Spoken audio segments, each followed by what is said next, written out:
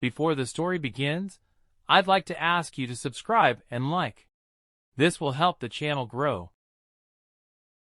The Cold Lights Heist, Detective Mystery Story.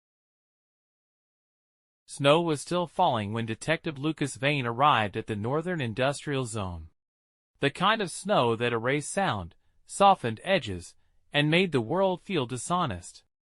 The call had come just before dawn.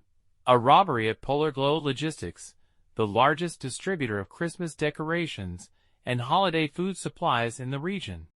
What made it strange wasn't what was stolen. It was how. The warehouse gates were intact. No broken locks. No alarms triggered. Inside, entire sections were empty. Pallets of LED light chains, crates of imported mandarins and oranges, premium glass ornaments, all gone. Millions in merchandise vanished in one night. And outside, in the thick snow, no footprints. Lucas walked the perimeter slowly, breath fogging the air.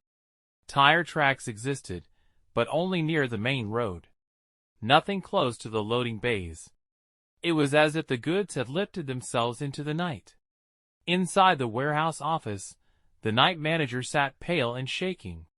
He swore the cameras froze for exactly 9 minutes at 2:17 a.m. When they came back online, the warehouse was already hollow. Lucas rewound the footage frame by frame. At 2:16, everything normal. At 2:17, static. At 2:26, silence and absence. On the floor near aisle 7, Lucas noticed something small and wrong. A single Christmas ornament, shaped like a snowflake, cracked clean in half. Inside it, hidden behind glass, was a tiny magnetic chip. This wasn't a smash and grab. This was choreography. And whoever planned it knew winter well. Lucas traced shipping manifests and delivery schedules. One thing stood out immediately. A refrigerated truck had entered the zone legally at 1:40 a.m. scheduled to pick up spoiled fruit from a nearby market. But the driver never logged out. The truck was found hours later, abandoned near a frozen canal, engine still warm. Inside, nothing. No fruit.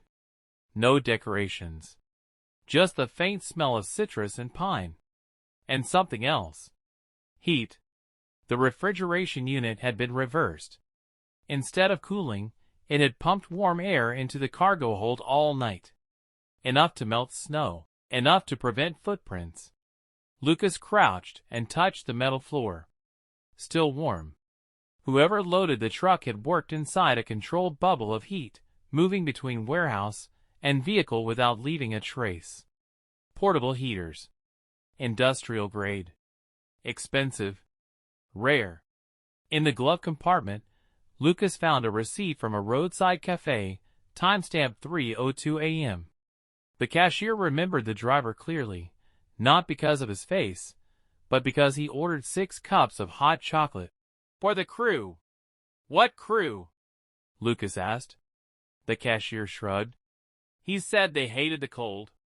Lucas didn't smile. Professional thieves hated many things. Cold wasn't usually one of them. Polar Glow had hired dozens of temporary workers for the holiday rush. Lucas dug into their backgrounds. Most were clean, tired, underpaid. But 3 names kept resurfacing. Workers who never complained about night shifts, who volunteered for freezer sections, who requested extra hours during snowstorms.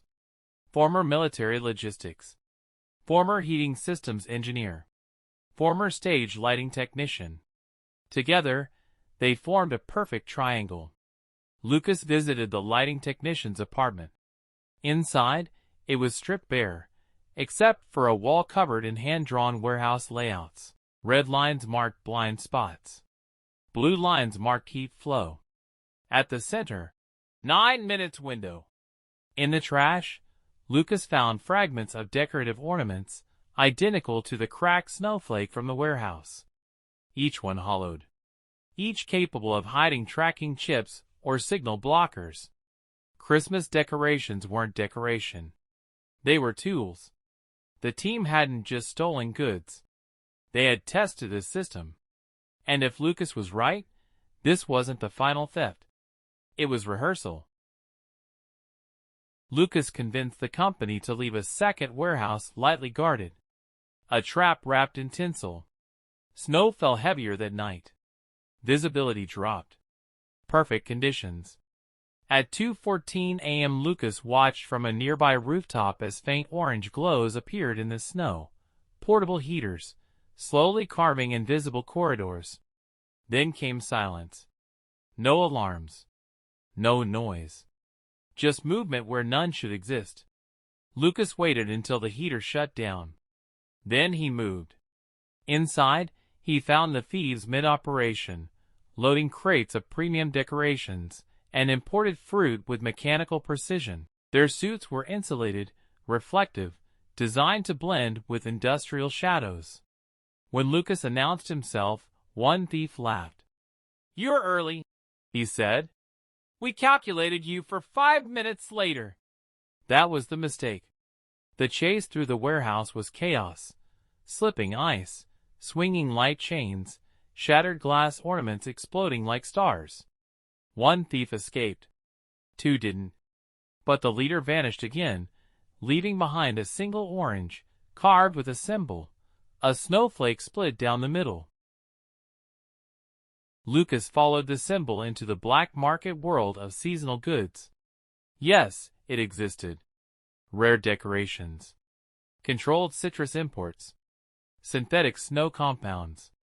All sold quietly, far from Christmas music.